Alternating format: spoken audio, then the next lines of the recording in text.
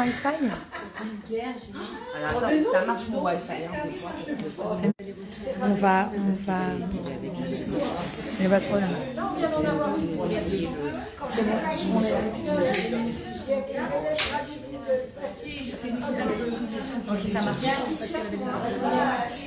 Ok les filles, on commence et on est live. Avec notre host, Caroline Cole. Merci de nous recevoir.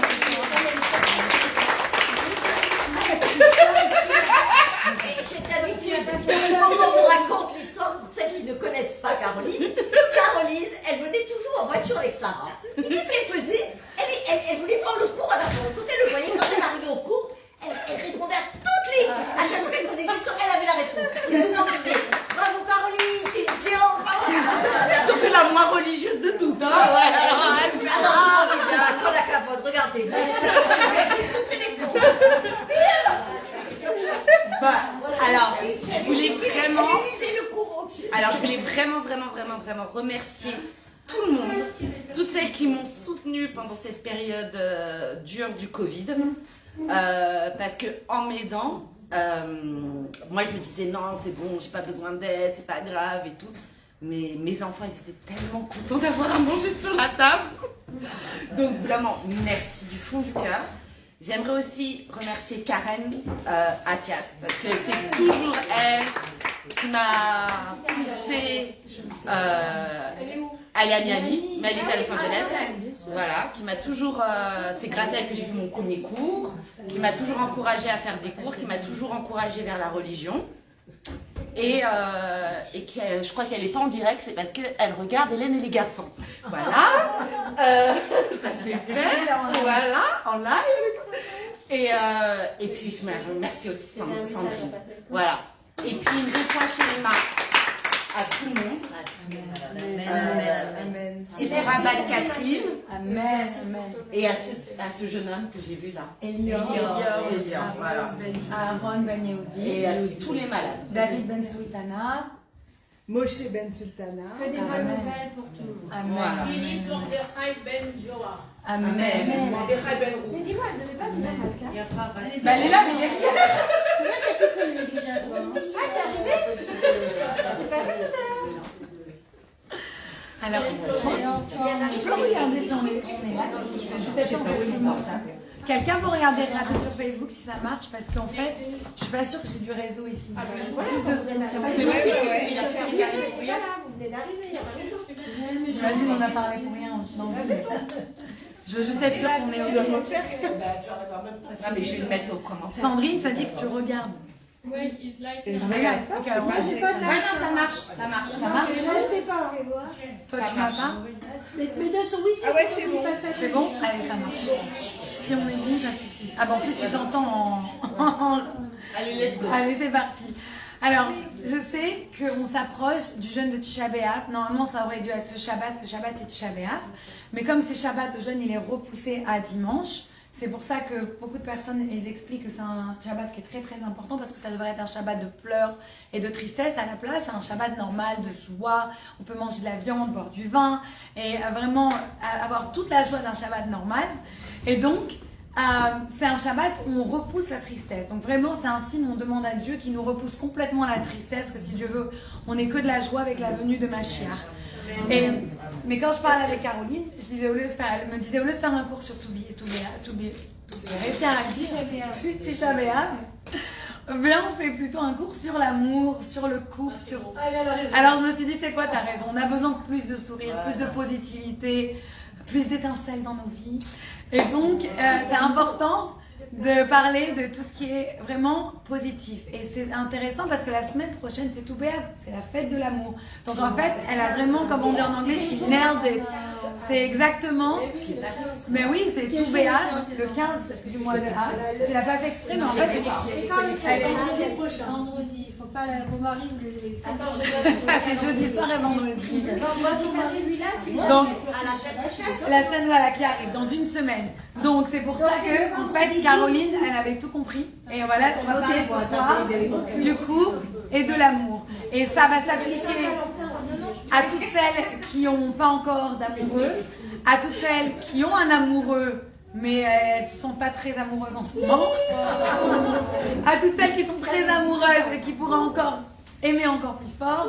Et si Dieu veut, à toutes celles qui ont besoin d'un amoureux, on leur souhaite de trouver leur chéri, Bezrat Hashem, cette année, très très bientôt, Bezrat Hashem. Donc, parlons, comme je viens de dire, de Appelez Toubéa. la population, je cherche un date pour vendredi. Allez, après le cours, tu nous posteras ton profil, d'accord, sur les commentaires. Des mensurations.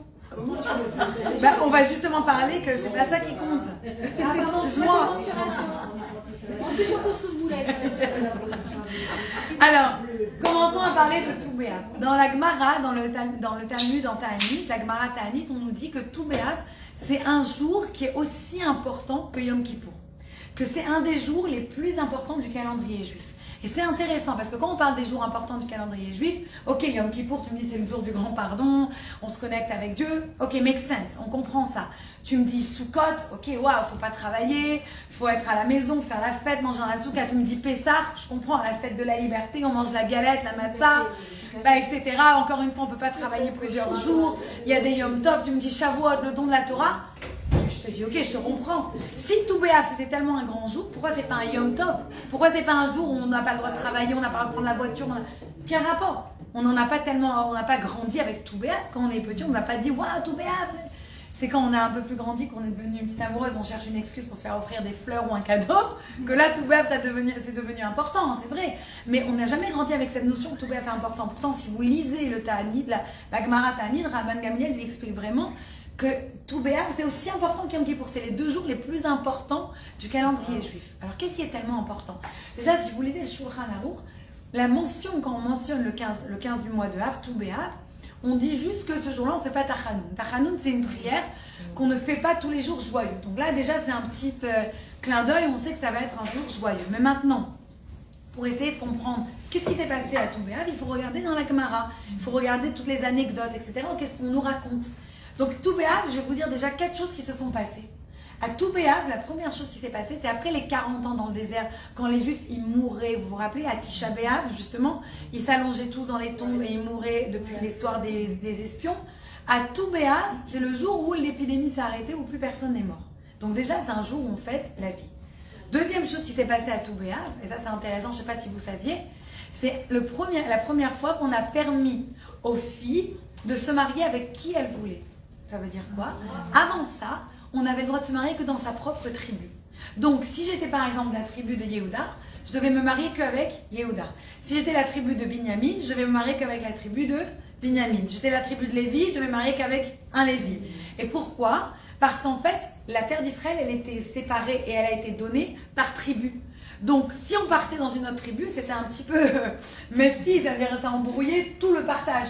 Donc, en restant dans sa tribu, on gardait les mêmes territoires. Mais à partir de Toubéa, ça a été changé. Maintenant, on a eu le droit de se marier avec qui on voulait. Donc ça, c'est aussi une chose qui s'est passée à Toubéa. Et enfin... Pardon? Mais à partir de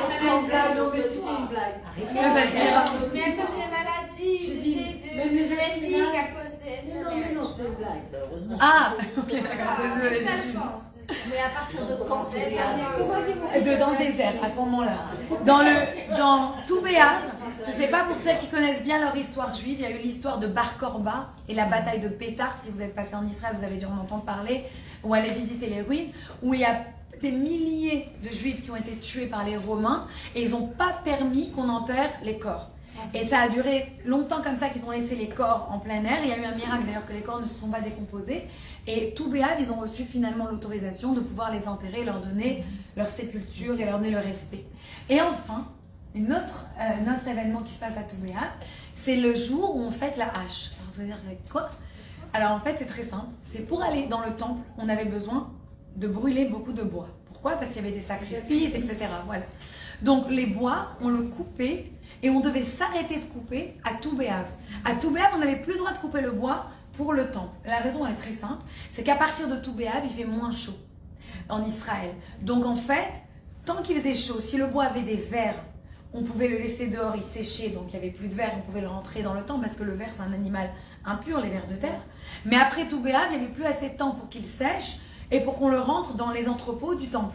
Donc, en fait, on arrêtait, c'était le jour où on n'avait plus le droit On enterrait la hache. D'ailleurs, ça vient sûrement de là l'expression on enterrait la hache. Oui, pourquoi?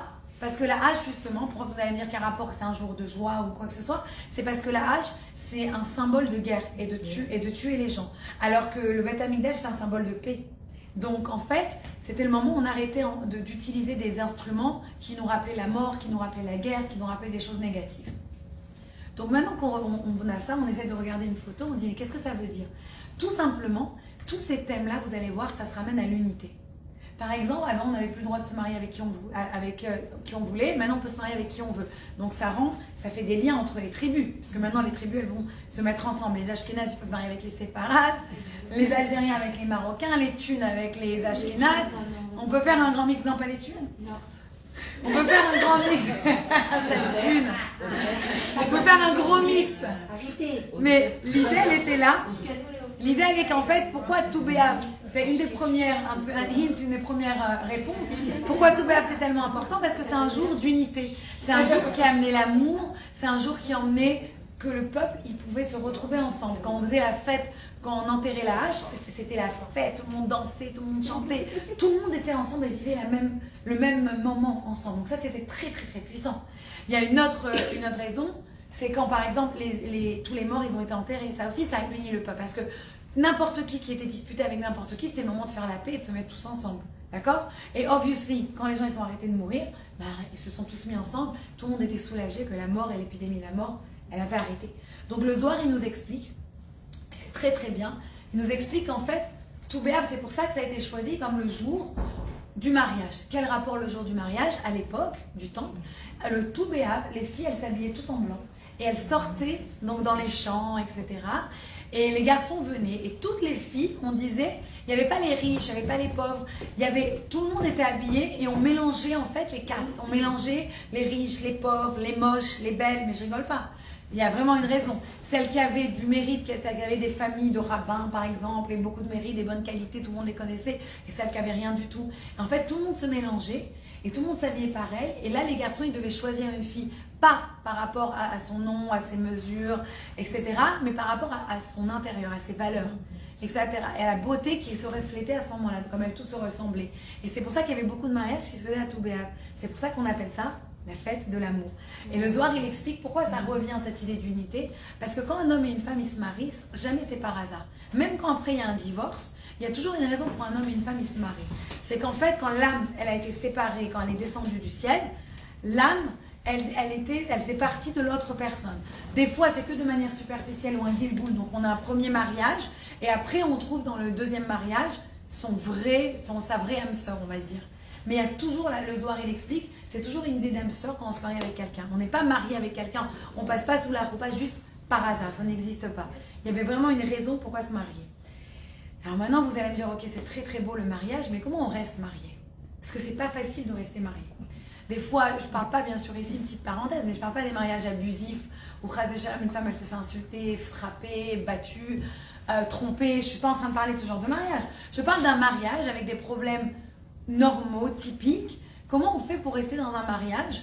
Et un mariage qui est, on va dire, sain, d'accord? Comment on fait pour rester dans un mariage? Parce que des fois, il faut avouer que quand on vit ensemble 24 heures sur 24, 7 jours sur 7, on peut se taper sur les nerfs.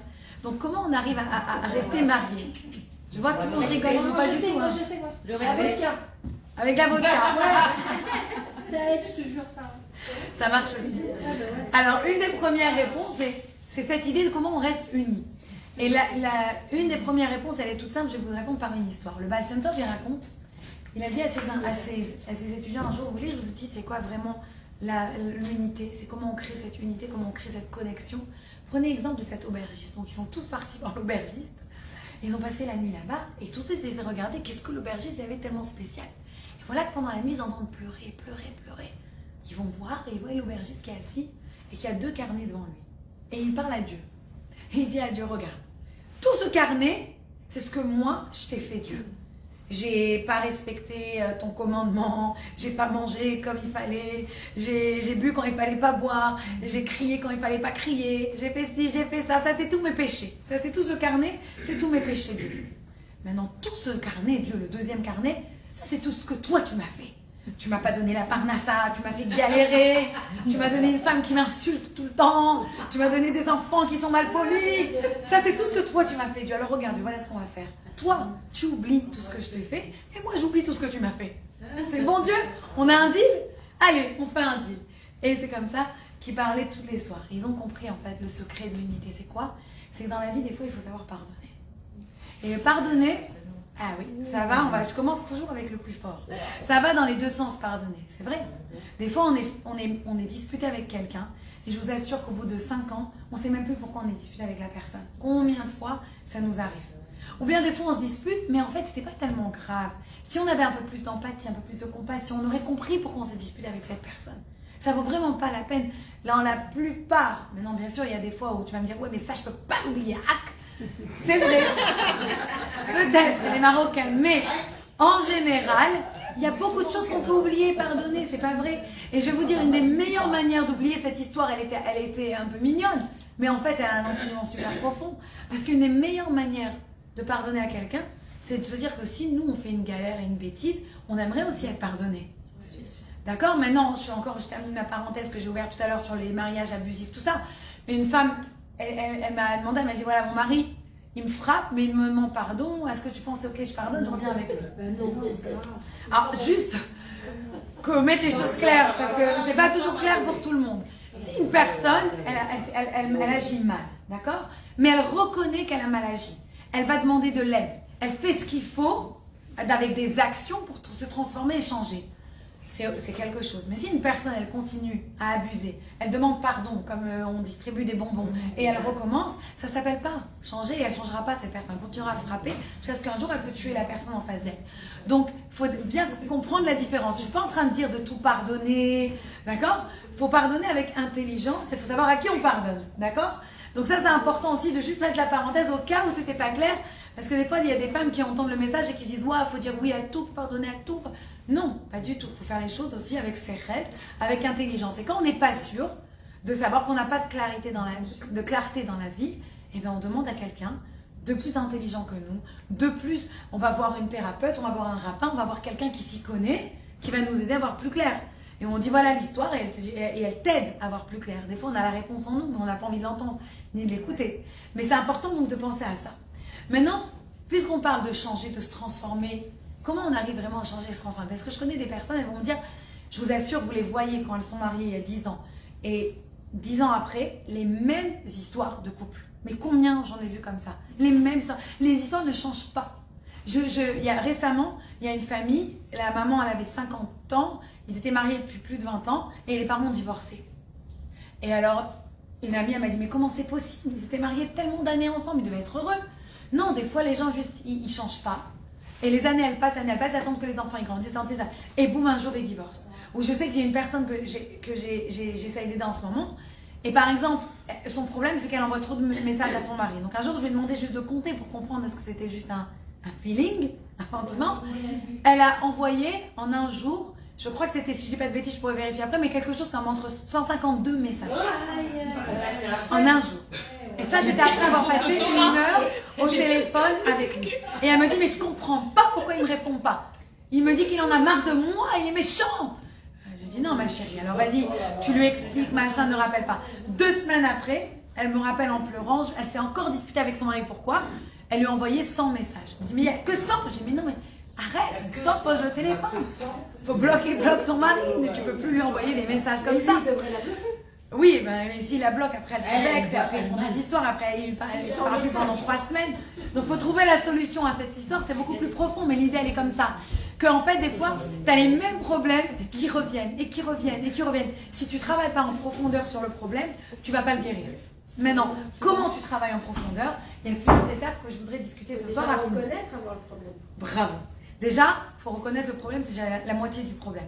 Une fois qu'elle m'a dit, 3 jours après, elle m'a dit, tu sais quoi Sarah, j'ai réalisé que j'ai un point avec les textes. Je dis, ah, ok, maintenant viens, on parle. Maintenant, tu as compris, tu as réalisé, maintenant on peut parler. Qu'est-ce qu'on fait avec elle est obsessive. Oui. Elle n'a pas compris qu'elle n'a pas besoin de faire 50 textes. Voilà. Mais il fallait qu'elle voie le problème. Tu n'oublies pas de rapporter ça, et tu n'oublies pas de me rapporter ça, et tu n'oublies pas. Ah non, c'était même pas ça, c'était pour lui demander s'il l'aimait. Oh là là, c'est pire. Donc, vérité complète. Voilà. Pour moi, tu m'aimes. Donc, la première chose qu'il faut faire, comment on arrive à se transformer, comment on arrive à changer. Et bien sûr, ce soir, on parle dans les relations, mais ça peut être dans une relation entre amis, ça peut être dans une relation avec ses parents, ça peut être dans une relation avec ses enfants. On n'est jamais trop tard de changer. Comme mon père, il me dit la beauté de la vie que Dieu il a créée, c'est que tu dors le soir, fatigué, ton corps il est exténué, tu te réveilles le matin, tu es rafraîchi. Dieu, il te donne tous les jours une nouvelle chance. Et c'est vrai. Tous les jours, on a la chance de dire Modani. Tous les jours, on a la chance de réparer ce qu'on a mal fait. Donc, rien n'est final. Donc, ce qui est très... Alors, quelques idées, comment on se transforme. Premièrement, il faut prendre un engagement ferme. C'est très, très important d'être spécifique. On ne peut pas dire... par exemple, je voudrais, maybe, peut-être. Non, c'est n'importe quoi, tu ne vas jamais changer. Je ne vais plus écrire de texte à mon mari entre 9h et midi. Ça, c'est un engagement, c'est ferme, c'est clair, c'est facile à faire. C'est très très important de le dire de manière claire. Une fois que c'est fait, il faut prendre quelque chose de réalistique. Cette femme-là, par exemple, elle ne pouvait pas du jour au lendemain dire « je vais arrêter de texter mon mari ». C'est pas vrai, on le sait qu'elle n'arrivera pas. C'est pour ça qu'elle a craqué. Mais elle peut dire quelque chose de réalistique. Au lieu de le texter non-stop, je ne le texte pas de 9h à midi. Après, je pars pendant qu'il a lunch et je ne le texte pas de 1h à 4h. J'invente. Mais c'est facile quand on a quelque chose de très clair et de très réaliste. Important de ne pas se donner des goals qui n'existent pas parce qu'on n'arrivera pas. Je parlais à une personne, elle m'a dit je commence le régime, je ne mange pas ni de gluten, ni de carbs, ni de. Je ne mange pas de sucre, je ne mange pas de soda, je ne mange pas de machin. 3 jours après, elle avait cassé. C'est pas forcé, voilà. C'est pas possible. Soyez réaliste avec vous-même. Soyez honnête. Vous pouvez vous pousser un petit peu. Moi, je me laisse les Twix, les chocolats, je laisse tout ça. Voilà. Mais c'est important d'être réaliste avec soi-même. D'accord ? Autre chose, il faut demander de l'aide. Ne pas avoir honte de demander de l'aide. Si tu es capable, un thérapeute il vous dira tout le temps, quand c'est que vous savez que vous avez besoin d'aller en thérapie, c'est quand vous ne pouvez plus fonctionner normalement. Parce qu'il y a des personnes, bien sûr, elles vont être aussi obsédées par leur mari, je ne sais pas, j'invente. Mais tant qu'elles se calment, ça va.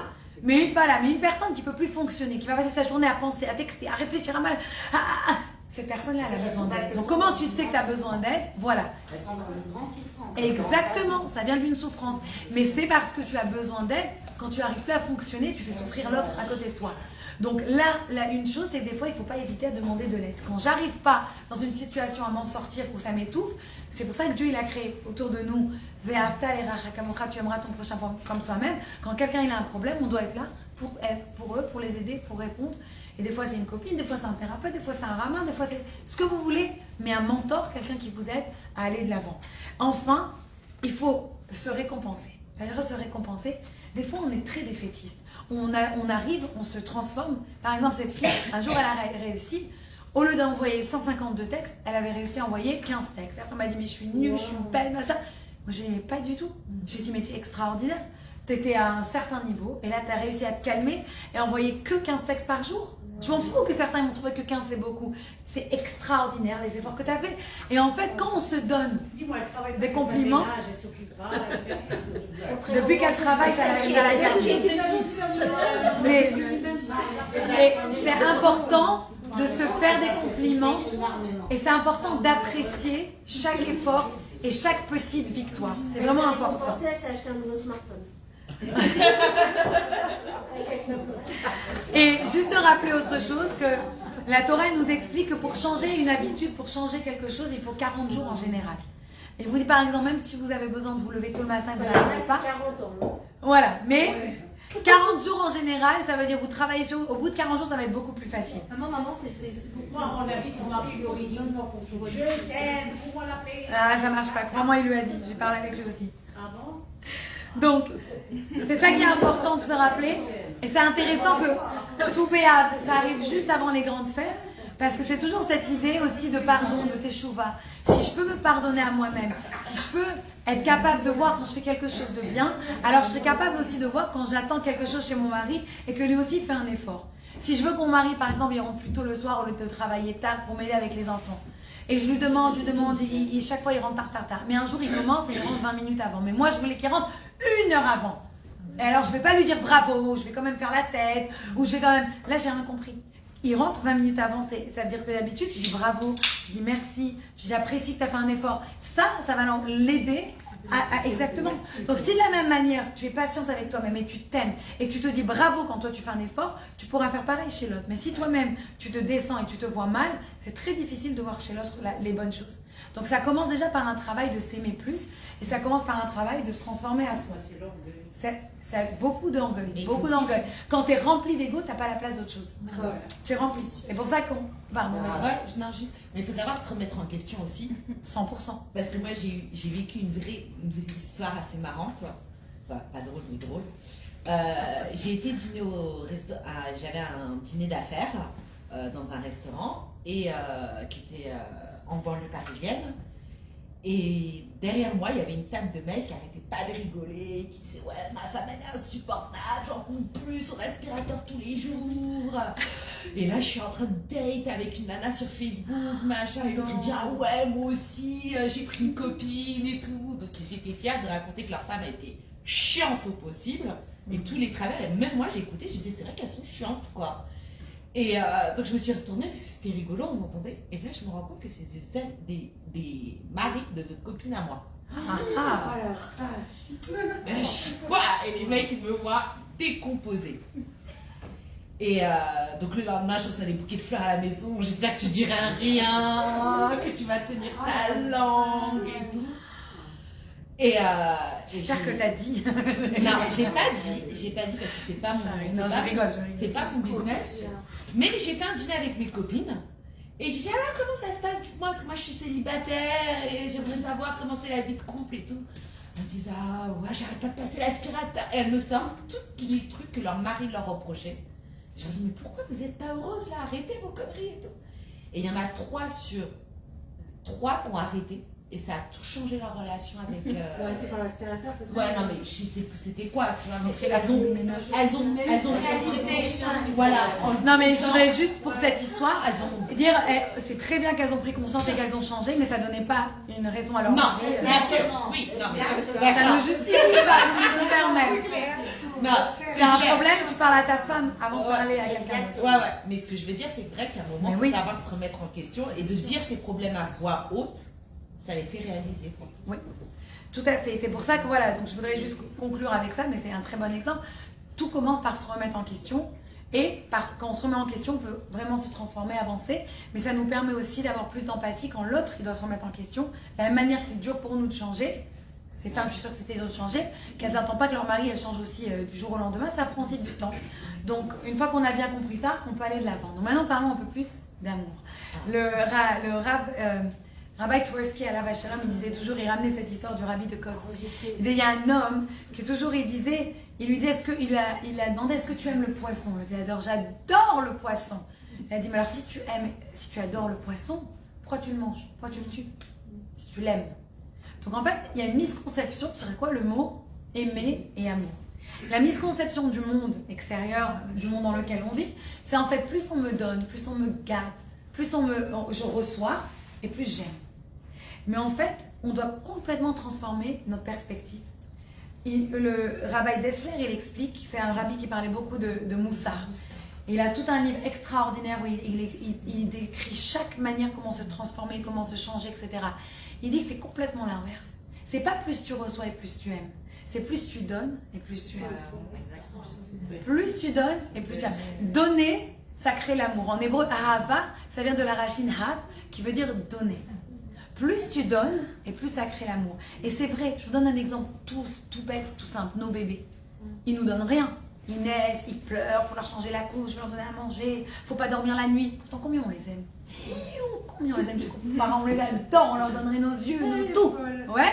Pourquoi? Parce qu'on leur donne, on leur donne, on leur donne. C'est ça l'amour. C'est comme ça qu'on aime. Plus tu donnes, plus tu aimes. Donc en fait, une fois qu'on a compris ça, ça va transformer toute notre perspective, même dans notre couple. Même dans nos enfants. Au lieu d'attendre toujours, oui, mes enfants, ils me doivent ça. Mes enfants, ils doivent me donner ça. Mes enfants, mon mari, mes enfants. Les gens qui sont toujours dans l'attente, qui sont toujours dans... on ne dit pas expectation, je sais, en français, on dit dans l'attente. Tous les gens qui sont toujours dans l'attente, ils sont toujours déçus. Ils sont toujours malheureux.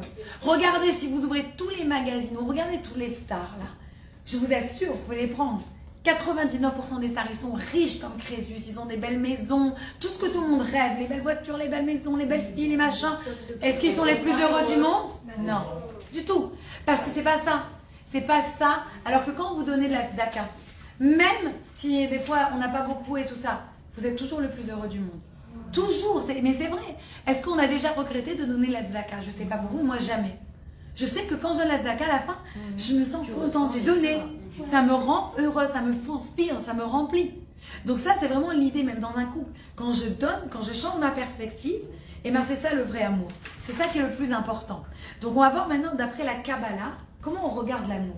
On voit qu'il y a 7 midot dans une personne. 7 midot, c'est-à-dire 7 qualités par lesquelles Dieu il s'exprime dans la terre. Et c'est 7 midot qu'on retrouve chez tous les humains. Et donc en fait, la Kabbalah elle nous explique que quand on va travailler sur ces 7 midot, et ben on va réussir à complètement transformer nos relations avec d'autres personnes et avec nos maris. Alors on va en parler tout de suite. Tout simplement, commençons par la première qui est le chesed, la bonté. Un mariage ne peut pas exister sans bonté. La bonté c'est quoi? C'est je donne. Regardez, quand on donne l'exemple de la bonté, on parle toujours d'Avraham Avinu. Avraham, il avait avec Sarah des tentes de 4 portes. Vous avez tout, depuis que vous êtes petits, donc vous avez tous raconté ça à l'école, la Talmud Torah, Avraham, la tente, pourquoi 4 portes? Parce qu'il voulait tellement recevoir les gens de tous les côtés, que les gens n'aient pas besoin de faire le tour et voir c'est ouvert, fermé, que toutes les portes elles étaient ouvertes. Il était ouvert de tous les côtés. Pourtant, vous pouvez vous dire c'était vraiment embêtant. Imaginez une maison qui est ouverte partout. Mais lui, c'était la bonté. Et la bonté au sens où il n'arrivait même pas à se limiter dans sa bonté. C'est pour ça qu'Abraham, c'est pas le père du peuple juif. Qu'est-ce qu'il a eu? Il a eu Yitzhak et il a eu Ishmaël. Il a eu les deux peuples. Parce que tellement il était bon, il n'arrivait pas à se limiter, il n'arrivait pas à se focaliser. Parce qu'il devait donner. Donc, qui arrive après Abraham? Yitzhak. Yitzhak, c'est l'inverse. C'est la sévérité, c'est la discipline. Super gvoura, super dur. On dit qu'il n'a jamais quitté la terre d'Israël. Parce que pour lui, tout devait être parfait en Eretz Israël. Lui-même, c'était quelqu'un qui a failli être donné en sacrifice, vous savez, avec toute l'histoire du bélier, etc. Donc lui, c'était la sévérité, il était très très dur. Mais à tel point il était dur qu'il est devenu aveugle. Parce qu'il n'arrivait plus à voir le monde. Parce que quelqu'un qui est trop dur, c'est rigide. Il ne peut pas voir ce qui se passe, il ne peut pas vivre dans ce monde, c'est pas possible. Donc qu'est-ce qu'on apprend de ces deux-là? Qu'est-ce qu'on apprend vraiment dans le couple? Qu'est-ce que ça nous apprend? La bonté, c'est obligatoire. Je vous donne un exemple de bonté dans le couple très facile. Le mari, il est parti, des vraies histoires. Pas de moi, mais des gens que je connais. Le mari, il est parti en voyage de ski. Il revient à la maison. La femme, elle est vénère pas possible, elle lui fait la gueule pendant 2 semaines. Déjà, si tu l'as laissé partir, voilà, qu'est-ce qu'on y revient. Sois heureuse pour lui, qu'il est parti kiffer. Ou bien la femme, elle a pris 1 semaine, elle s'est reposée, on va dire, avec sa famille, etc. Sois heureuse pour elle, sois heureux pour elle. C'est important d'être heureux quand quelque chose de bien arrive à l'autre. Ta femme, elle vient, elle te dit, j'ai eu au travail une promotion, sois heureux pour elle. Ma recette, c'est de donner de la bonté, d'amener de l'amour dans le couple, d'être là pour l'autre personne. Et très souvent dans les couples, un des gros problèmes, c'est qu'elle te dit, ouais, mais je lui parle, il s'en fout de moi. On ne se sent pas que l'autre personne, elle est intéressée par nous. Alors, comment vous rendez une personne intéressée? Déjà, vous la regardez dans les yeux quand vous lui parlez. Deuxièmement, vous répétez ce qu'elle dit, pour être sûr qu'on a bien compris. Et troisièmement, vous lui répondez à sa question. Parce que si une personne, elle parle comme ça, moi je sais qu'une fois, j'ai parlé à mon mari et lui, il était en train de partir à la synagogue. J'ai eu l'impression de parler dans le vide, ça m'a vénère. Maintenant, lui, dans sa tête, il m'a répondu. Il comprenait pas pourquoi j'étais tellement énervée. Et moi, je dis, mais tu parles pas, tu m'écoutes pas, et c'est pas important ce que j'ai dit. Mais qu'est-ce que tu racontes? Je cours à la synagogue, bien sûr c'est important ce que je dis. Je dis, bah alors tu t'arrêtes 2 secondes et tu me regardes. Alors maintenant, on a changé comment on va se parler. Mais c'est vrai. Alors bien sûr, si une fois de temps en temps, ça arrive à tout le monde, on est pressé, on doit partir, on doit être en retard au boulot, on n'a pas le temps tout le temps de regarder dans les yeux l'autre personne. Mais si on le fait à 90% du temps, ça va, si 10% du temps on n'arrive pas. Mais quand les 3/4 du temps, on n'a pas l'impression d'être entendu et écouté, vous avez beaucoup de problèmes dans le couple. Par exemple, cette femme dont on parlait quand il est 150 textes, ben, elle ne se sentait pas entendue par son mari. Et lui, il ne faisait pas attention, mais en fait, jamais il lui donnait vraiment attention. Les seuls moments où il lui donnait de l'attention, c'était pour lui faire des critiques, ce qu'elle faisait, ce qu'elle ne faisait pas. En fait, c'était un manque, comme tu disais, une souffrance. Oui.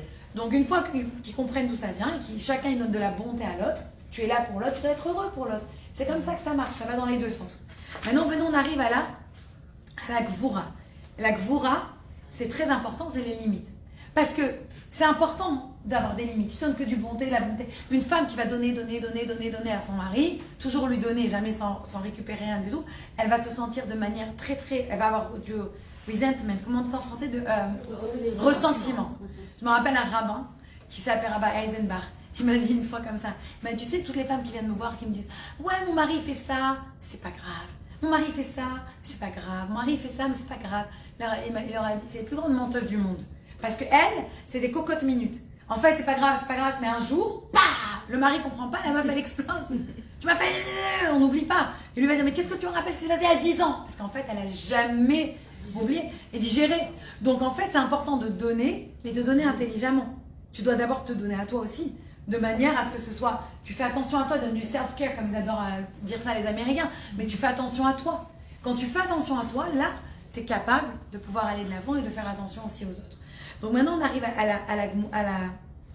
la gvoura. La gvoura, c'est quoi? C'est très intéressant. En hébreu, comment on dit connaître quelqu'un? Les hakir. En hébreu, les hakir. C'est comme ça qu'on dit connaître. C'est les mêmes racines de nochri. Ça veut dire quoi, nochri? Pour ça qui parle hébreu, un étranger. Tu connais quelqu'un, mais la personne, elle est étrangère. Parce que dans un couple, c'est très important qu'il y ait toujours un peu de mystère. C'est toujours important de laisser à l'autre personne son jardin secret. Si tu es toujours dans l'espace de l'autre, en train de l'étouffer, tu ne pourras plus te supporter. La gvoura ici, la Kabbalah nous explique, le Zohar il explique, la gvoura c'est quoi? C'est de toujours avoir un petit peu de limite.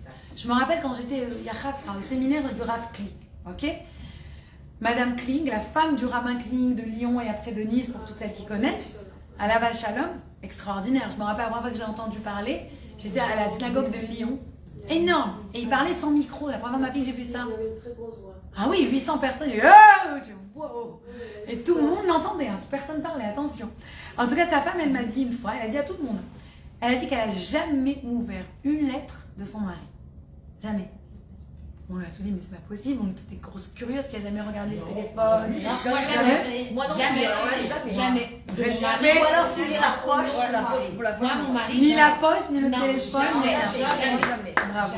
Mon mari, Ça jamais. montre forte regardez comme c'est magnifique. Non, et mon mari, pareil. Il peut laisser sa boîte mail ouverte, son truc, je ne lis pas. je lui dis prends quelque chose dans mon sac, il me dit je fouille pas. Tu vas Ouais, pareil. Eh ben, c'est exactement ça. Bravo. Vous avez tout compris.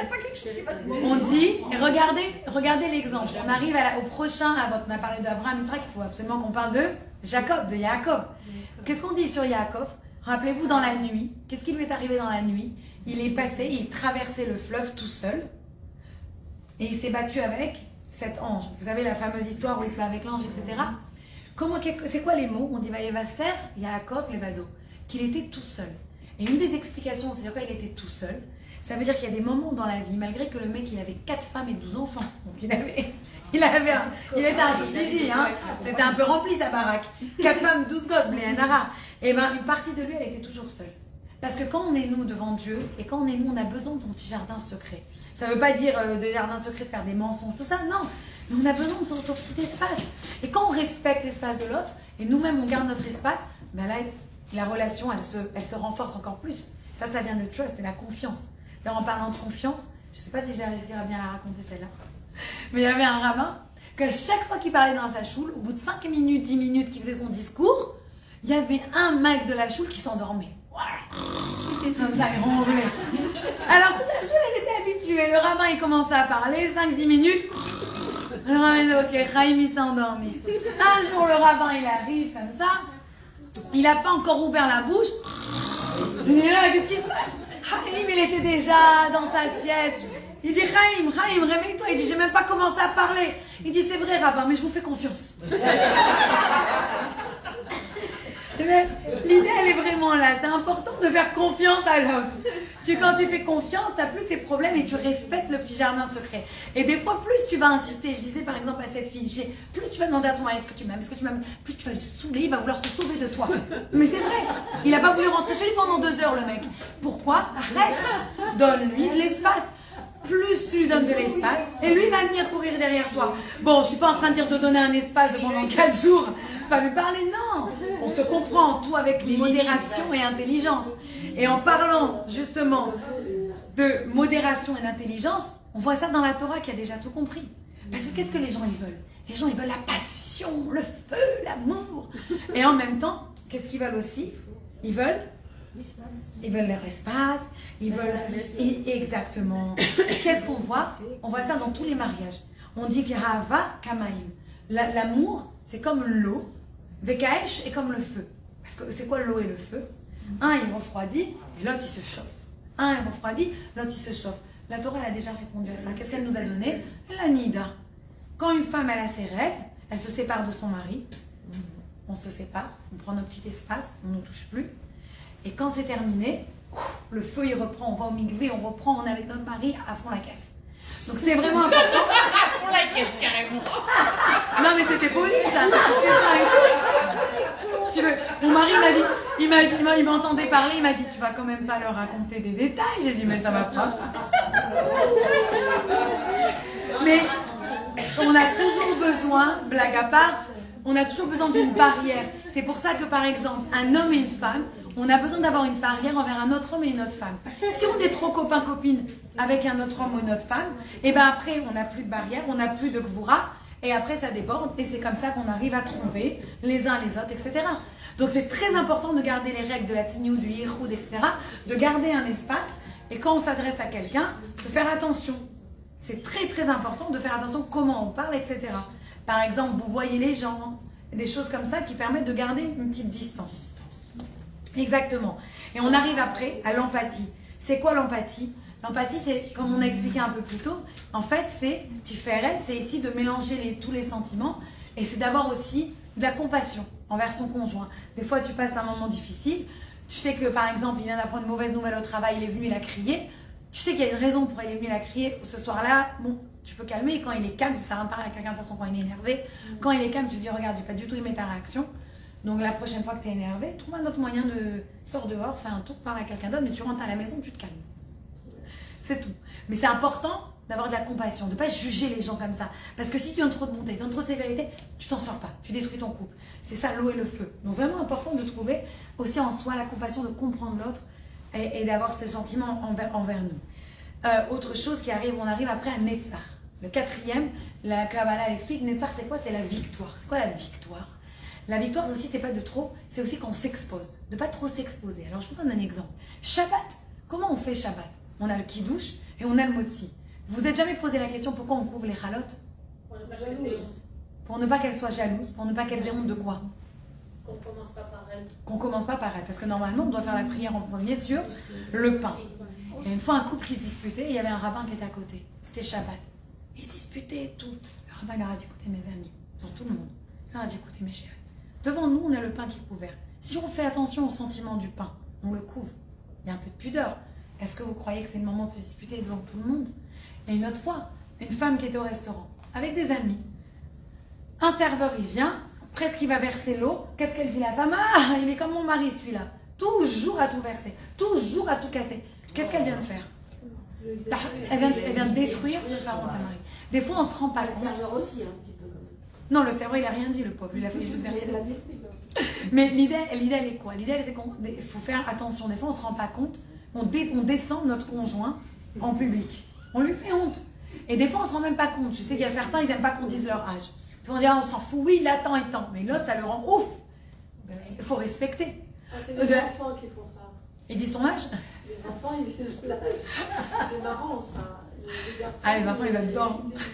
Mon fils, c'est n'importe quoi. Les filles, elles savent. Non. Bah alors, mon fils...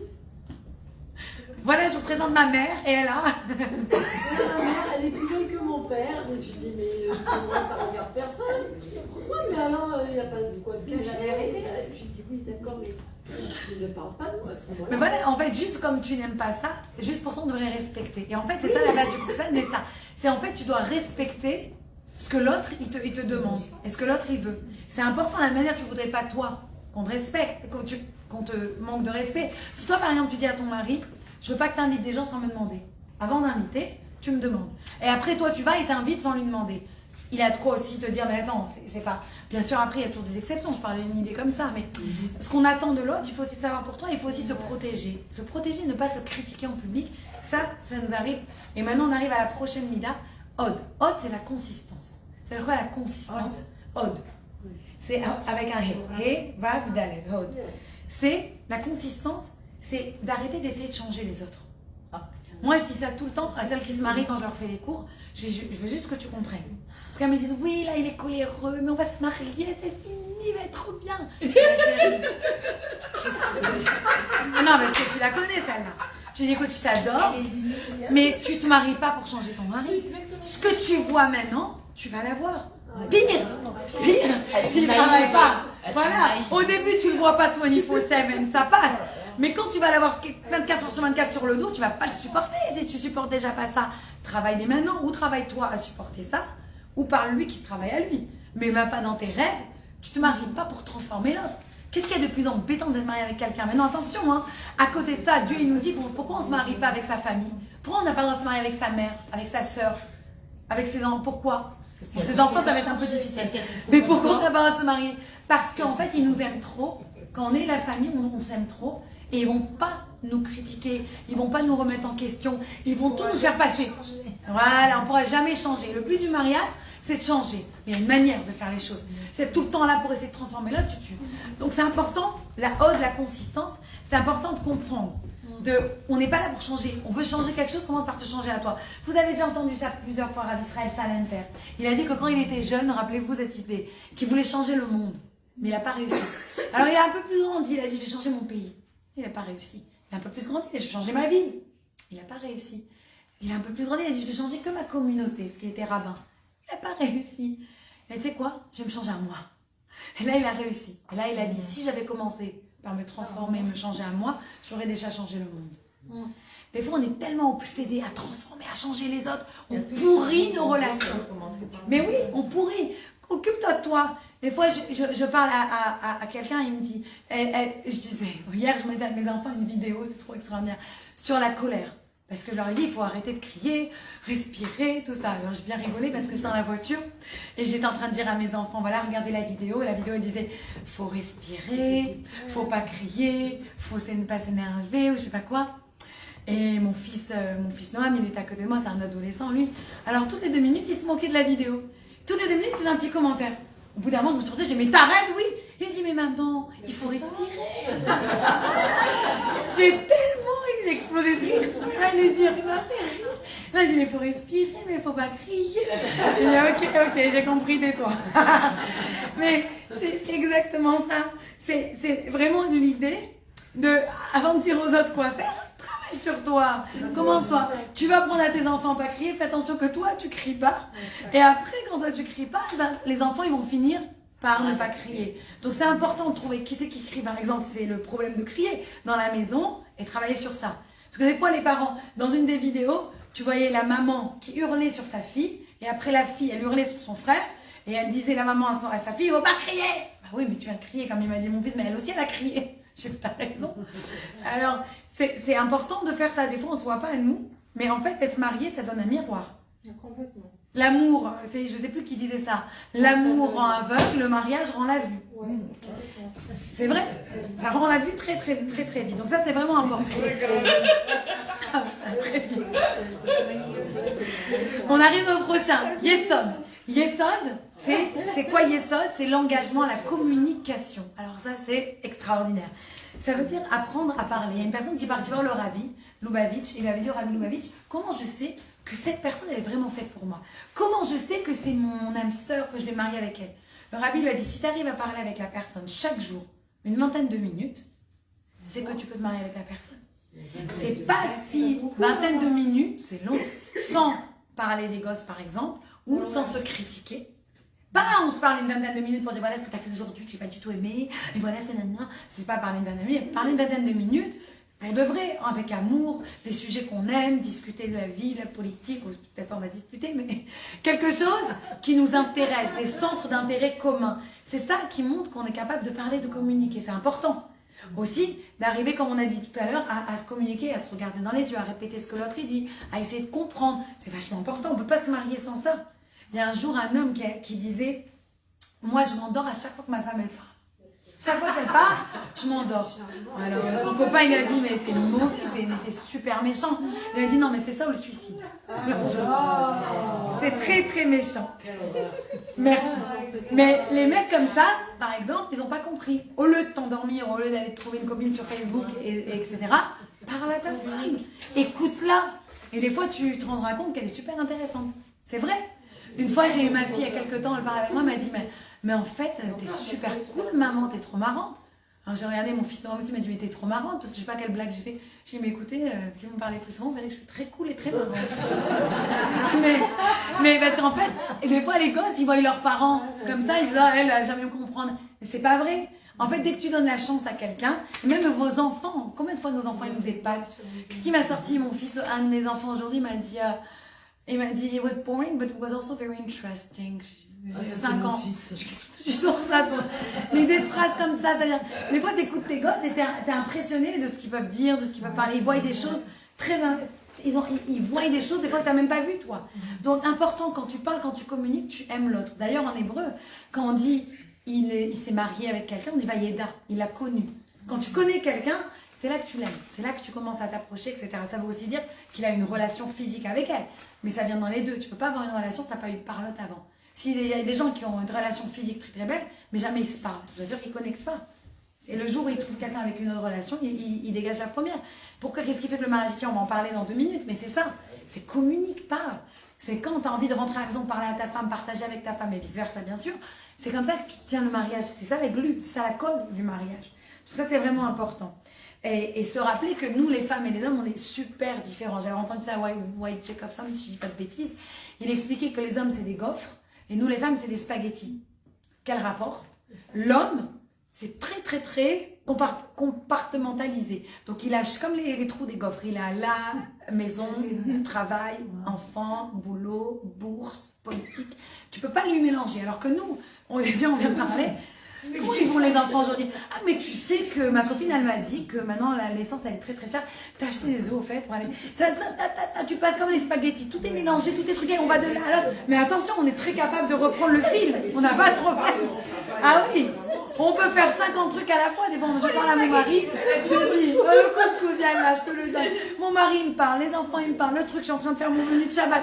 On est capable, le mec il est pas capable. Donc quand nous on va avec nos couscous, nos spaghettis, on lui a fait un court-circuit. Le mec il est kéblo. Faut pas lui en vouloir, il peut pas, ça marche pas. Donc faut savoir apprendre le langage de l'homme pour bien communiquer. Donc ça c'est vraiment important. Et c'est vraiment important de comprendre le monde de l'autre. C'est comme les maris qui viennent à la maison et la femme qui travaille pas, mais toute la journée elle s'est pas arrêtée avec les gosses, le machin, et il lui dit mais qu'est-ce que t'as fait toute la journée? Le tuer. Une femme, qu'est-ce qu'elle a fait? Elle n'a rien fait. Le soir, il est rentré, elle a dit mais c'est tout dégueulasse. Mais oui, le repas, elle lui a dit mais voilà, tu m'as demandé qu'est-ce que j'ai fait ta journée, voilà, j'ai pas fait. Maintenant tu vois. Mais ça va dans l'autre sens. Des fois, on dit à notre mari ouais, t'es jamais là, t'es jamais là. Mais le mari, en fait, pendant ce temps, lui, il est en train de se crever les patates pour amener la parnassa, pour payer le loyer, pour payer la maison, pour payer la bouffe, le gaz, l'électricité. Il faut aussi apprécier. Donc, en fait, quand chacun il fait un effort pour comprendre d'où l'autre il vient, ben là, le mariage il peut être vraiment réussi et successful. C'est ça qui donne la longévité d'un mariage. C'est d'aller vers l'autre. Et c'est ça, la ode dont on a discuté. En fait, on arrive à Malchut. Malchut, ça veut dire la royauté. Mais vraiment, ça veut dire quoi? Pour être un roi, tu dois savoir diriger. Tout est une question de direction. Ça veut dire quoi un dirigeant? Un dirigeant, c'est pas quelqu'un qui est un autocrate, qui dit aux gens quoi faire, un dictateur. Toi tu fais ça, toi tu fais ça, toi tais-toi. Personne ne va aimer vivre comme ça. Un bon dirigeant, c'est quelqu'un qui donne envie aux gens de faire les choses pour lui. C'est vrai. Et qui sait faire la coopération. Quand vous voyez un bon manager ou un bon patron, les compagnies pour lesquelles les gens ils aiment vraiment travailler, c'est quoi?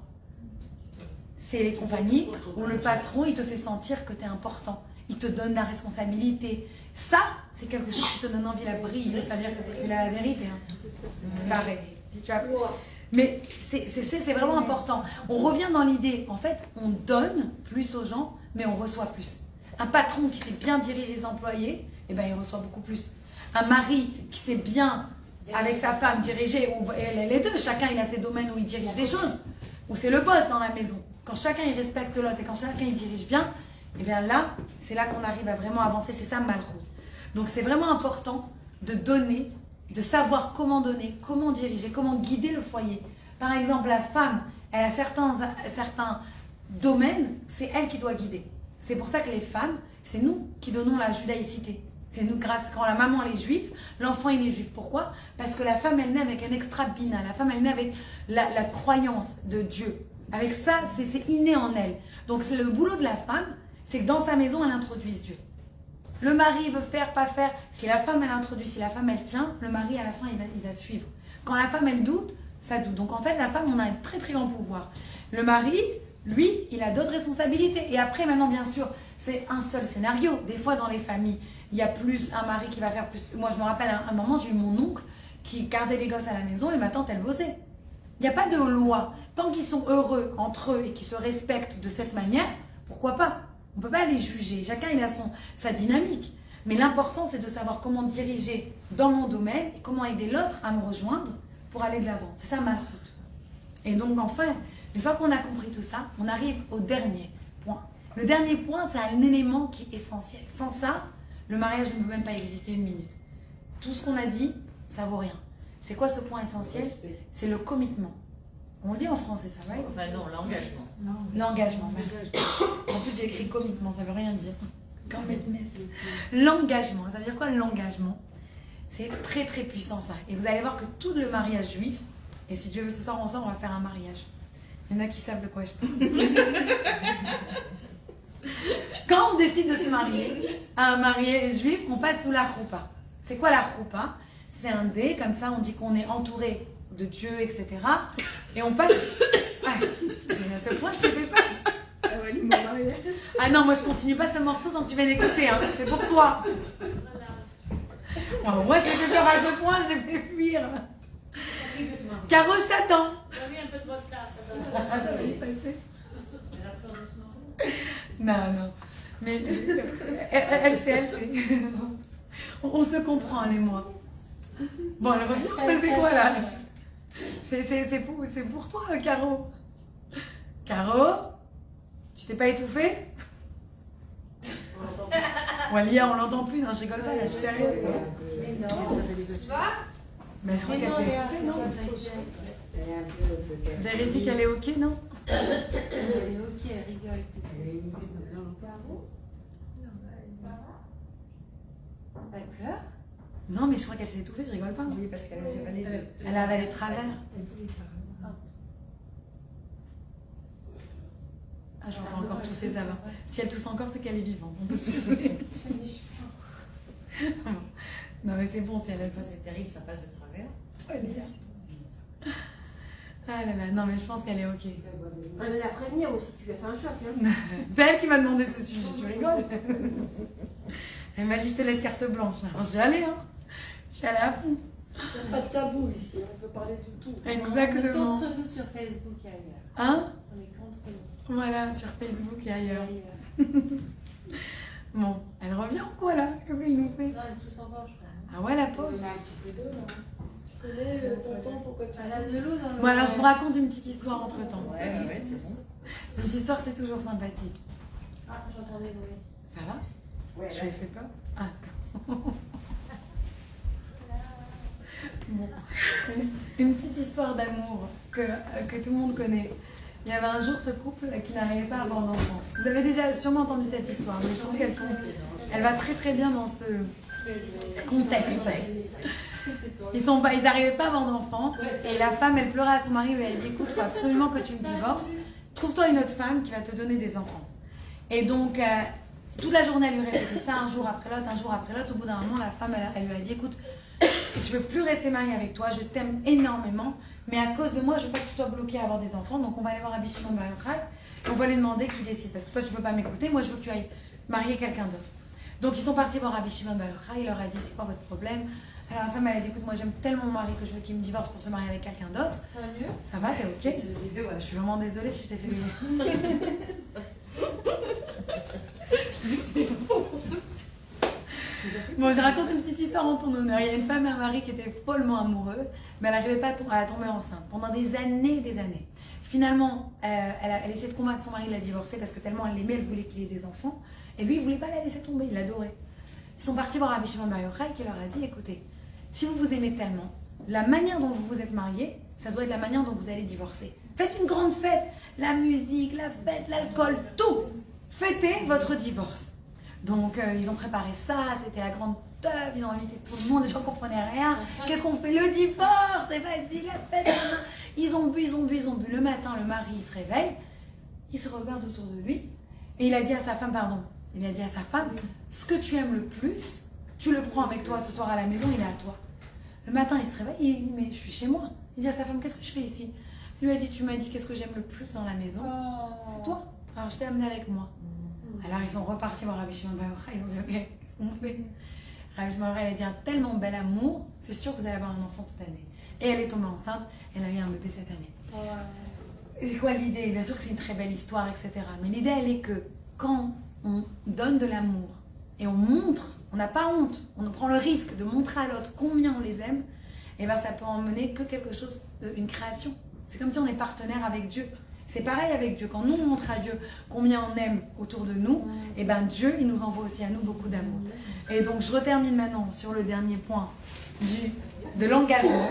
L'engagement dans un mariage, c'est très très beau, l'idée du mariage juif. Qu'est-ce qu'on fait quand on se marie? On passe sous la roupa. Maintenant, il faut savoir que comment on se marie aujourd'hui, c'est pas exactement comment on se mariait à l'époque. Dans le mariage juif, il y a 2 étapes. Est-ce que vous les connaissez?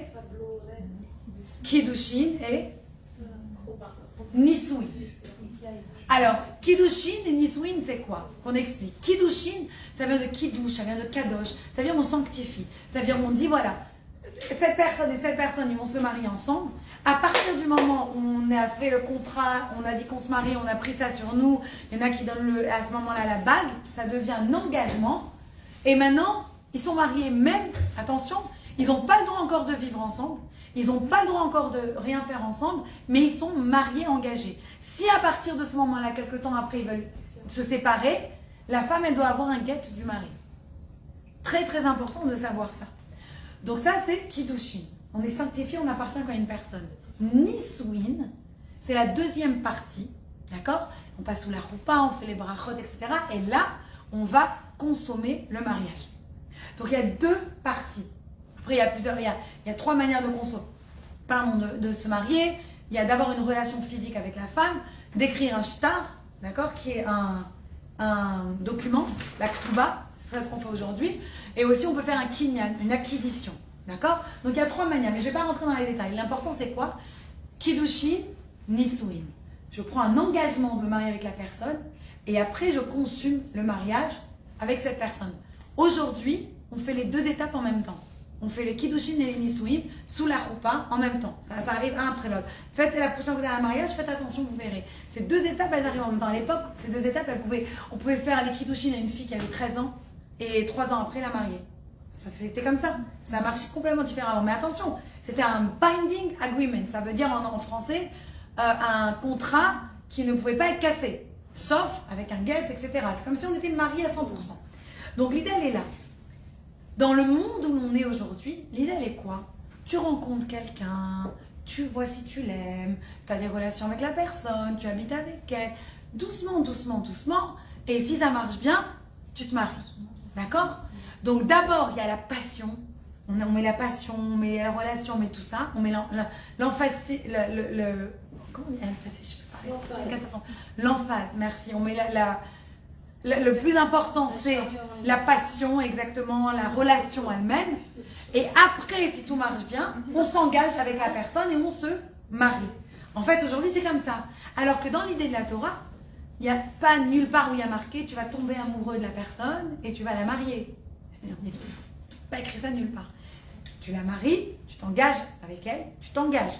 Après, l'amour lui vient. Après, tu apprends à aimer, tu vis avec elle, tu consumes le mariage, etc. C'est un point qui est très très important. Pourquoi? Parce qu'encore une fois, je reviens à une idée de mariage où il y a des problèmes typiques. On ne parle pas des problèmes quand quelqu'un a un problème mental ou un problème d'abus, etc. On parle d'un mariage avec un problème typique. Très souvent, il y a des personnes qui ne tombent plus amoureuses, qui n'aiment plus la personne. Ça arrive souvent. Qu'est-ce qui se passe à ce moment-là? C'est qu'en fait, quand tu as mis trop d'abord les sentiments, etc., quand tu arrives à l'engagement, ça fait peur. Je disais encore cette semaine sur un des groupes sur Facebook, une femme, elle a écrit « Je ne comprends pas ce qui se passe. Depuis que je suis mariée avec mon mari, on ne s'entend plus. Depuis que je suis mariée avec lui, on ne se supporte plus, on n'a plus de relation, rien ne marche. Mais pourtant, j'ai vécu avec lui 2 ans. Je l'ai lu ça. Tu l'as lu, ça? Je l'ai lu. Dans Voilà. que nous deux, je sais pas quoi là. Tahara Mishpacha, je sais plus. Un de ces groupes où je suis. Mais je l'ai lu. J'ai pas eu le temps de lui répondre, mais je l'ai lu. Donc, qu'est-ce qui s'est passé? En fait, quand tu mets la charrue, c'est toi qui as dit, la charrue avant les bœufs. C'est-à-dire, c'est très très important. Parce que si l'engagement, je vous explique pourquoi c'est important. Si l'engagement, il est basé sur l'amour, d'accord? Que sur l'amour. Une fois que l'amour, c'est un sentiment. On est des fois très amoureux, puis on est des fois un peu moins amoureux, c'est normal. On ne peut pas être tout le temps à 100%, 100%, 100%. C'est pas possible, on ne serait pas humain, d'accord? Donc l'amour fluctue, notre engagement, il fluctue. Mais quand l'amour, il est basé sur quoi? Sur un engagement. J'ai pris un engagement. J'ai pas envie de casser mon engagement. Donc, de toutes les façons, je vais trouver des solutions pour que l'amour y revienne. Très important. L'idée, c'est pour ça que dans la Torah, on a d'abord Kiddushin. Tu prends l'engagement sur toi. Tu te dis, oui, je vois cette personne, elle me correspond. On va vers le même chemin. On a les mêmes objectifs. On veut les mêmes choses. C'était ça tout béat. C'était qu'est-ce qu'on a en commun? Qu'est-ce qu'on veut ensemble? Est-ce que ce qu'on veut, ça peut aller dans le même chemin? Ça correspond? Oui. Parce que si tu es dans ce chemin, tu grandiras toujours avec la personne. Il n'y aura pas de problème. Tu t'engages. Ce n'est pas au moindre vent que tu vas casser ton engagement. Parce que ça arrive. Tu comprends que la vie, des fois ça monte, des fois ça descend, des fois tu aimes moins. Tu travailles sur ta relation. Mais quand la relation elle est basée que sur l'infatuation, que sur les sentiments, le jour où tu n'as plus de sentiments, et ça part les sentiments. Bien sûr, moi je dis toujours à mes enfants, vous croyez que c'est quoi l'amour? L'amour, c'est pas que tu vois quelqu'un et tu tombes amoureuse et ça y est. L'amour, c'est une fois que tu as vécu avec quelqu'un et tu grandis avec la personne. C'est ça l'amour, tu la crées. C'est ça le vrai amour. Bien sûr. Pardon? Exactement. Et c'est quand des fois on a des problèmes, c'est intéressant parce que je disais ça, la semaine dernière, une afrachatrala. On parlait de l'idée. Pardon? On n'était pas invités. Mais c'est pas ma faute, je te promets. J'avais pas le droit, j'ai demandé. J'ai demandé si je pouvais. Mais regardez, et je vais vous laisser sur cette idée que je trouve très très belle. Qu'est-ce qu'on met dans la pâte pour que la pâte elle grandisse, pour que la pâte elle gonfle, pour qu'une pâte n'a pas la levure? Merci. Comment on dit la levure? Comment on dit la levure en hébreu? Fils. Oh non, en hébreu. En hébreu, excuse-moi, toi tu fais comme moi, tu sais pas parler. Shmarim. Shmarim qui vient de la racine shmor, qui veut dire garder. Maintenant venons, on repart en arrière, on regarde ça. Dans la vie, qu'est-ce que c'est la levure? Ça pue. Je me rappelle quand j'étais jeune, on passait de Bet Rivka, j'allais chez ma grand-mère, elle est à Shalom à Sarcelles, et toute la route on passait toujours par Maison Alfort. Ouais, Lia, quand on passe ces Maisons Alfort, ça pue. Et celle qui passe par Maison Alfort, elle sait de quoi je parle. Pourquoi? Usine de levure, exactement. Non, il y a une usine de levure là-bas. J'ai demandé une fois, ça sentait tellement mauvais. On m'a dit, il y a une usine de levure. Parce que ça sent pas bon. Vous, la levure, vous avez déjà vu quelqu'un qui dit, ça sent trop bon la levure. Non, ta fille, bon, l'exception. Mais ça sent pas bon, avouons-le. Et pourtant, quand la levure, elle est mélangée à tout le reste, le pain il gonfle, le pain il devient beau. C'est quoi la levure? C'est quoi ce qui pue? C'est que dans la vie, on a des moments qui sentent mauvais. On a des moments, on a des épreuves. On a des moments difficiles. Mais vous savez, ces moments-là, c'est ça qui nous fait grandir. C'est ça qui nous embellit. C'est ça même qui nous rend. nous fait grandir. Bien sûr. Alors on doit être très très grand. Mais comment ça marche pour que la levure elle grandisse? Qu'est-ce qu'il faut mettre dans la levure? Du sucre. Du sucre. Pour que ça grandisse, tu dois toujours mettre un petit peu de sucre. C'est comme ça que tu réussis. Tu voulais la recette des khaled? Toujours. J'ai mis du sucre. Quand tu mets un peu de sucre dans ta levure, Tu mets le sel qu'à la fin. Et le sel à la fin. Le sel, c'est la gvoura. C'est la justice. Ça, tu en as besoin, mais toujours à la fin, en petite modération. Si tu mets trop de sel, l'IA. Alors que tu peux mettre beaucoup de sucre dans la challah, elle sera sucrée. Mais elle sera une bonne challah quand même. Parce que la bonté et les épreuves, c'est ça qui fait grandir une personne. C'est ça qui fait grandir un couple. C'est ça qui fait qu'on a un marche même dans la main. Et l'anneau qu'une femme elle reçoit quand elle est sous la roupa, c'est un anneau, d'ailleurs j'en ai un ici, mais vous l'avez tout aussi, qui est tout simple. Il ne doit rien avoir, même pas un poinçon, rien. Pourquoi? Qu'est-ce que ça symbolise? Ça symbolise le cycle de la vie. Ça symbolise que Dieu, il nous a mis sur terre avec bonté. Il nous a donné la vie. Et nous, on donne ça à notre époux. Et en même temps, ça symbolise que, et je reviens, et pour terminer à cette idée de shmarim, l'amour, on est là parce qu'on protège notre mari. C'est pour ça que chez les chassidim, par exemple, la femme, qu'est-ce qu'elle fait? Elle tourne autour du mari. C'est les ashkénazes et les chabad, etc. Pourquoi on tourne? Ça finit pas de me plaire ce truc. Parce que la femme, elle est là pour protéger le mari. C'est ça l'idée. Mais le mari, là aussi, attention, c'est quoi le mari, son obligation envers la femme? Oui, il devrait tourner autour de la femme. Non, Moi, ce truc, ça me sort par le nez. que les femmes, tu vois des vieilles avec la mariée qui tourne autour du mec. Ça doit être les mamans, normalement c'est la maman. C'est les mamans mamans c'est les mamans. Même si elle a Et on tourne, non, c'est magnifique, je vais t'expliquer. 7 fois. Pourquoi on tourne 7 fois? Parce que la femme, elle a ce pouvoir de protéger son mari. Je vais te donner un exemple de la paracha il y a 2 semaines. Korach, la paracha de Korach. Korach, c'était quelqu'un qui s'est rebellé contre Moshe Rabbeinu. Et qu'est-ce qui s'est passé? Sa femme, comme tu dois sûrement le savoir, elle a monté, elle a encouragé, elle a chauffé. À la fin, il n'en pouvait plus, il voulait casser quelque chose. Qu'est-ce qui s'est passé à la fin? Il s'est énervé contre Moshe Rabbeinu. La terre, elle s'est ouverte et il a été avalé vivant. Hlet, bye bye Korach. De l'autre côté, le même paracha, on nous parle de qui? On ben Peleh. C'était qui lui? Une personne qui a failli aller à la Afghana, qui allait aller à la révolte, qui allait aussi se battre contre Moshe, etc. Mais sa femme, quand elle a vu que tout le monde venait le chercher, elle s'est mise à la porte de sa maison, elle a sorti ses cheveux, elle a commencé un peu à se mettre un peu pas très tignou. Et quand ils sont venus les hommes, ils ont dit comme ça, ils ont dit on va pas te voir, qu'est-ce qu'il va? Elle dit à mon mari, il dort, je vous l'enverrai après. Elle l'a jamais envoyé, elle a protégé son mari. L'idée, elle est là. La femme, pourquoi elle tourne autour du mari? Parce que la femme, elle est là aussi pour protéger le mari. C'est pas qu'elle est serviable ou serviteuse, rien du tout. Une femme, elle est là pour protéger son mari, pour l'aider. Mais un mari, lui, doit à sa femme le respect et l'honneur. C'est écrit dans le Shulchan Aruch, c'est écrit dans la une personne, un homme qui veut qu'on le respecte, c'est lui qui doit d'abord respecter. Ça commence par lui. C'est pas la femme qui doit respecter le mari. C'est le mari qui doit d'abord respecter sa femme. Et en retour, il va recevoir aussi du respect. Tout commence, bien sûr. Tout commence. Donc c'est pas, faut pas penser à ça et ça. Il y a toute une raison pourquoi chaque chose. Et pourquoi 7 fois? Parce qu'en fait, 7 fois, on fait descendre un pouvoir de chacun des cieux. Il y a 7 cieux. Il y a beaucoup de raisons kabbalistiques. Ce truc me contrarie tellement que tu peux advertise autant que tu veux. Pour moi, il y a une espèce d'habitude. Mais tu me connais, moi je respecte. Moi, Il y a aussi des coutumes, ça tellement bon. Il y a des coutumes aussi. C'est un minag, Il y a des coutumes. oui, c'est une minage, c'est pas une halakha. Ouvrir le visage. C'est des coutumes. Ah, pourquoi on couvre le visage? Je vais t'expliquer dans une seconde. Moi, j'en ai pas tourné autour de toi. Moi, mon genre, j'ai dit, je tourne pas autour de toi. Tu l'as fait comme ça. Non, je peux pas. Il m'a dit non, mais moi, je te demande pas ça. Bah, c'est pas obligatoire. D'abord, Non, c'est non, pas c'est obligatoire. des Ashkénazes orthodoxes. Oui, bon. J'ai dit à ma fille, moi, je tourne pas autour de Josh. C'est en fait question. Mais, excuse-moi, Vas-y, avec c'est plaisir. pas la mère qui le fait. C'est sûr, c'est c'est la un femme. Alors, normalement, la femme, elle est entourée de sa mère et sa belle-mère et elle tourne autour du mari. Les séfarades, On n'a tourne jamais pas. fait. Non, D'accord. c'est pas une coutume Moi, sfarade. j'ai marié un Ashkénaze. Mon mari me l'a demandé, je l'ai fait. Par respect pour mon mari, parce que c'est sa coutume. Mais ni ma mère, ni ma belle-mère, ni Ah bon, tu peux tourner la la Encore une fois, on n'est pas en train de parler d'une halakha, on est en train de parler d'une coutume. Donc après, tu peux l'adapter Ça à... devient forcément Pour certains. Mais, encore une fois, c'est quand même pas une loi. Si quelqu'un, il n'a pas envie de faire ça et ça dérange tellement, il n'y a aucune obligation. Tu dois...